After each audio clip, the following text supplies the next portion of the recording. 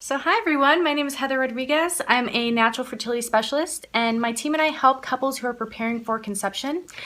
We use natural therapies such as herbs, dietary, and lifestyle changes to help the body to become more fertile, more balanced, and prepare for pregnancy. It's great to see you guys. Okay, so on to today's scope. So today we had our team meeting. Scout, that's so cute. That's such a cute name. We had our team meeting, and every week we meet with the fertility crew. That's what we call the staff at Fertility. At Natural Fertility Company is the fertility crew. And today was our team meeting. We have that every Wednesday. And what we do during team meetings is we do a lot of personal development. And right now we're actually going through a book. And the book that we're going through is How Not to Die. Have you guys heard of this book?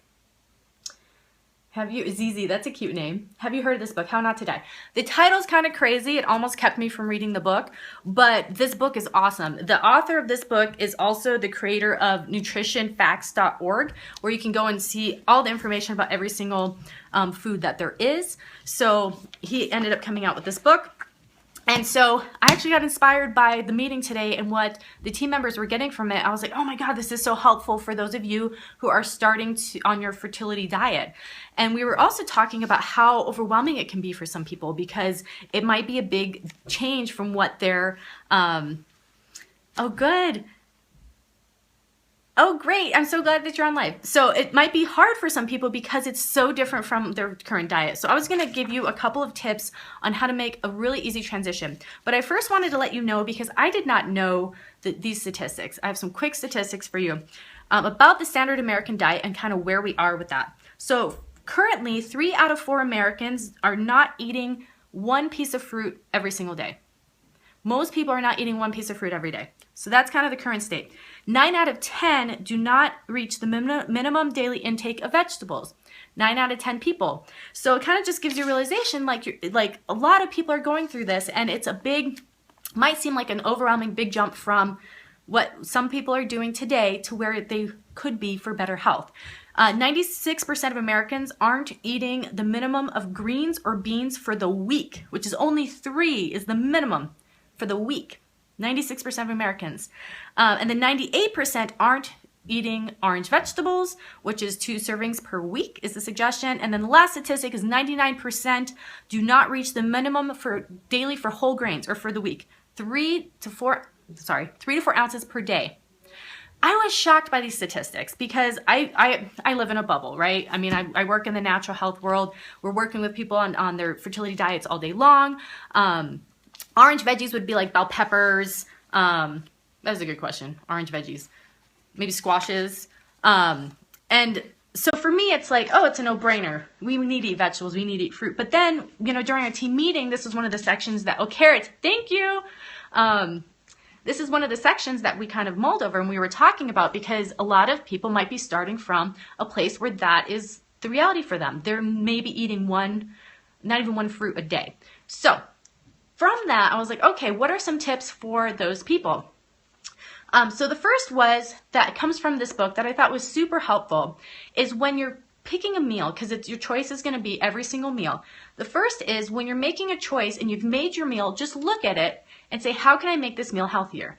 What is one thing I could add to this meal to make healthier? Sonia, one of our amazing customer care specialists, she said, oh, I could add hemp seeds to this salad, or I could put a carrot on the side of my dish. Or it's just even looking at just the next meal you're eating without any preparation. How could I make this specific meal that I'm about to eat healthier?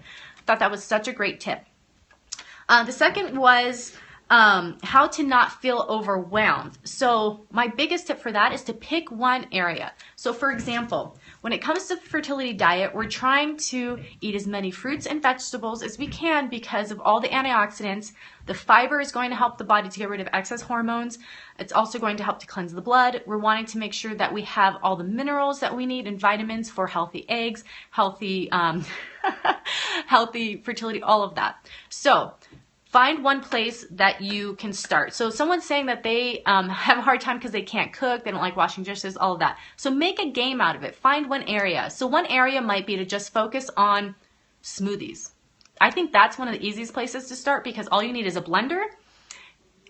You can get a blender anywhere, and you just need fruits, vegetables. You can buy frozen put them in there, and you have a smoothie. So that's a really good place to start, would be smoothies. And you don't have to cook anything. I also love, the more things I can put in a blender and the more meals come out of a blender, the easier for me too. We're super busy, right? So starting with smoothies is a great way.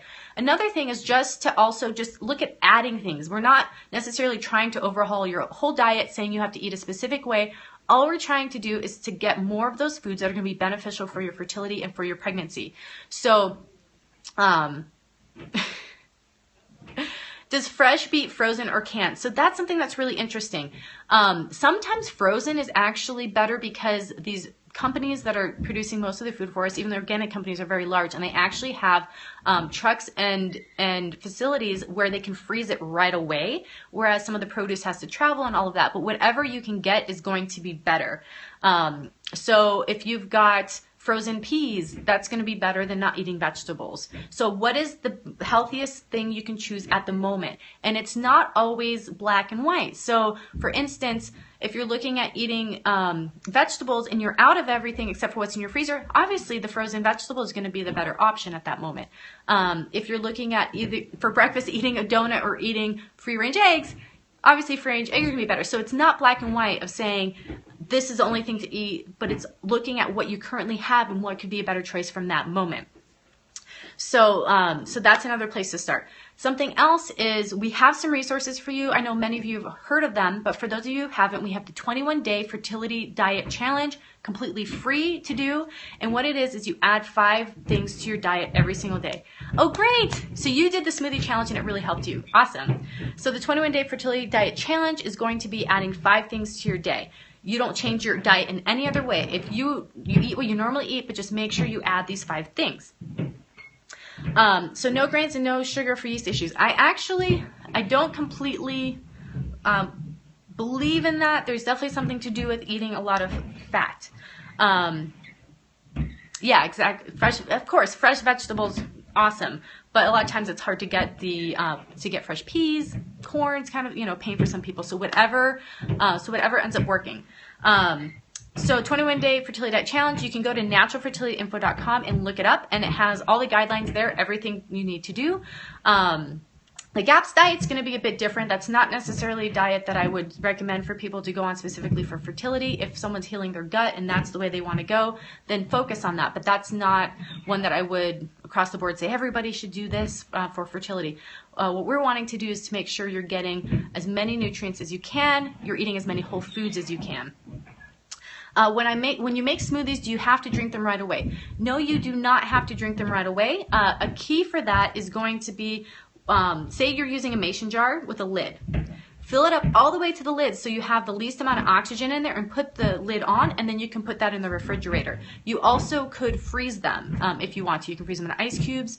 They are best when consumed fresh, but life, right? Because all the cells of the plants and all the nutrients and antioxidants are exposed to oxygen at that point, so it's better to drink them fresh. But whatever works for you and your lifestyle is going to be the most important. Whatever gets you to drink that smoothie.